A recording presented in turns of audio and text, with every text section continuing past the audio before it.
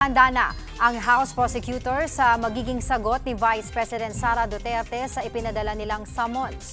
Tuloy din ang kanilang paghahanda sa nalalapit na impeachment trial. Magbabalita live si Mobile Journal, Amy Atienza. Amy, go ahead. Angela, sa Lunes nga inaasahan ng House Prosecution Panel ang magiging tugon ni Vice President Sara Duterte kaugnay ng kanyang impeachment trial. Patuloy naman daw ang mga isinasagawang preparasyon ng prosekusyon para nga sa paparating na trial sa Lunes.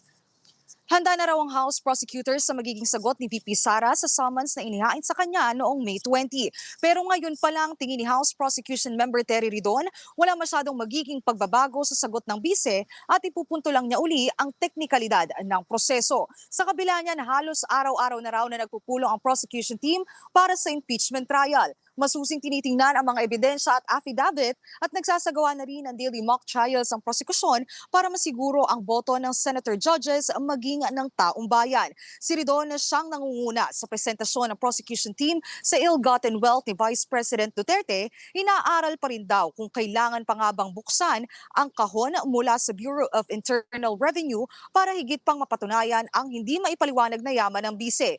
Tingin niya kasi sapat na ang mga naisiwalat sa pagdinig ng House Justice Committee tulad ng ulat ng Anti-Money Laundering Council sa bank transactions ng bise at ang inaasahang pagbubukas ng bank accounts, pero giit pa rin ni Ridon dapat hindi payagan ang online voting sa Senado. Angela, sa ngayon ay pina-finalize na nga rin ng House Prosecution Team kung sino-sino nga ba yung mga magiging pribadong abogado para nga dito sa impeachment trial. Wala pa mang kumpirmasyon kung ilan yung bilang, pero marami na rin daw ang lumapit sa kanila para nga magpahiwatig na gusto nilang sumama dito sa serbisyo. Bukod pa dyan, Angela, nagkaroon din daw ng pagbabago when it comes to doon sa lead, doon sa pagpipresenta ng mga articles of impeachment pagdating sa impeachment trial. Noong una, si Representative Jerby Luistro na ang mag-handle nito nga confidential funds, pero mapapalitan na siya ni Representative Joel Chua.